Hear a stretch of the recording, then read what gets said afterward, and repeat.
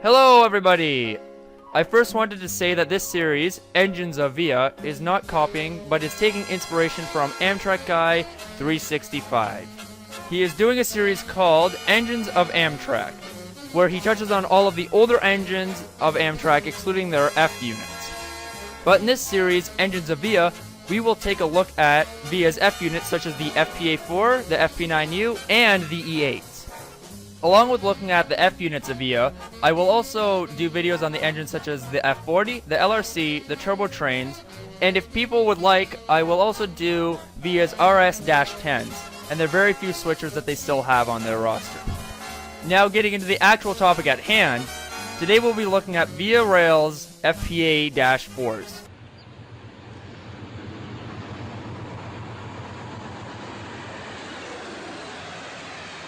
Since I would like to get the F units done before I move on to the more interesting power. But before we can get into that, I will give you a really brief history on VIA. VIA Rail's history is much like Amtrak's history, as in the way that they both were formed. Passenger travel in the 1960s in Canada was getting rough on our two major railroads, CP and CN. In 1967, CN and CP wanted to drop passenger service completely. The only reason why CP and CN kept their passenger service was the federal government saw it as an essential service to Canada. Although CP and CN kept operating passenger service, they kept cutting trains from the regular schedule. But in 1977, Prime Minister Pierre Elliott Trudeau took an unpredictable step in Canada. Trudeau, not Justin Trudeau, but his dad, being inspired by the creation of Amtrak in 1971, formed VIA Rail Canada in 1977.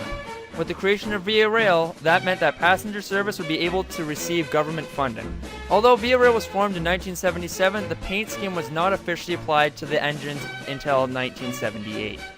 VIA Rail took 2 FPA-2Us from CN, 33 FPA4s, and FPV4s from CN, about 69 FP9Us from CP and CN, and the turbo trains that CN rostered. In 1977 and 1978, it was very common to see VIA trains with CN power on them.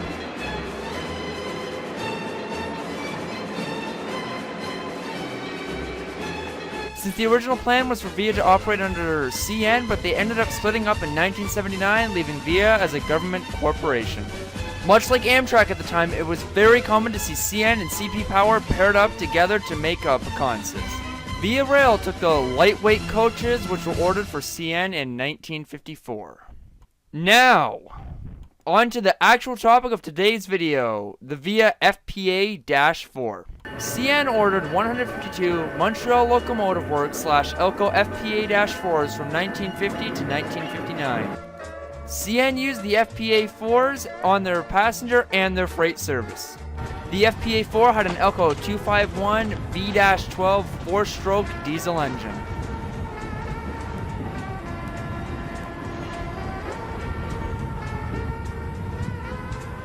The locomotive weighed 255,000 pounds and output 1,800 horsepower. The engine had a top speed of 105 kilometers an hour and reached that speed while in service with VIA. When VIA Rail obtained the FPA-4s, a number of them already had steam generators installed in them. Although a small number of them did not, since they were used in freight service when still operating on the Canadian National. The FPA-4 was the backbone of the Quebec-Windsor corridor, while the FP9s operated the Canadian. It was very common to see a VIA FPA-4, but not for very long. By the time of 1981, however, VIA Rail had already placed orders for a locomotive to replace the FPA-4. This locomotive is one of the most iconic locomotives VIA Rail Canada had ever operated on their fleet. The engine in question is the Bombardier Light Rapid Comfortable, or LRC for short. The LRC was the perfect replacement for the aging FPA-4s.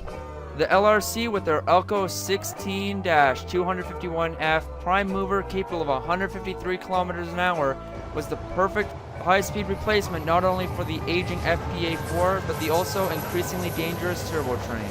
Even though the LRC used an Elco engine, it was still more eco-friendly and fuel-efficient than the Elco 251 engines the FPA-4s had. But even with the LRC coming into the spotlight, the FPA-4 had a very long and extremely successful career on VIA Rail, running up until 1992 when they were officially retired from the VIA roster. leaving the LRC, F40PHs, and the FP9Us to run the Windsor-Quebec corridor. Even though they were retired, they do hold a very special place in Via Rail fans' hearts, with them being some of the first engines that wore the early blue Via paint scheme.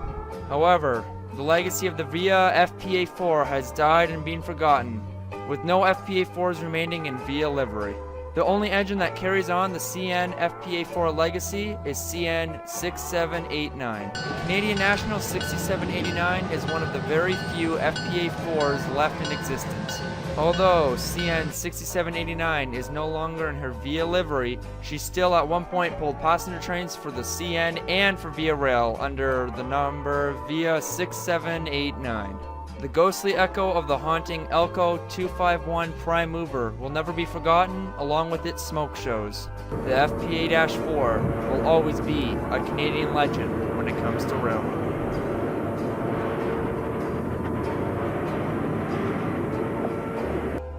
Thank you for watching this first episode of Engines of Via. This took me a reasonably amount of time to do. Not just making the video and finding the clips, but actually writing the script for this video. In fact, I'm actually still reading off of the script right now.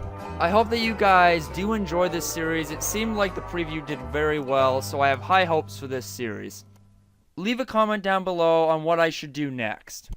I was planning on doing the General Electric P42 DC next, but if I get enough comments fast enough suggesting what I should do next, I will definitely do that. Thank you all for watching. Like, comment, subscribe, and tune in next Friday to see the next episode of Engines of Via.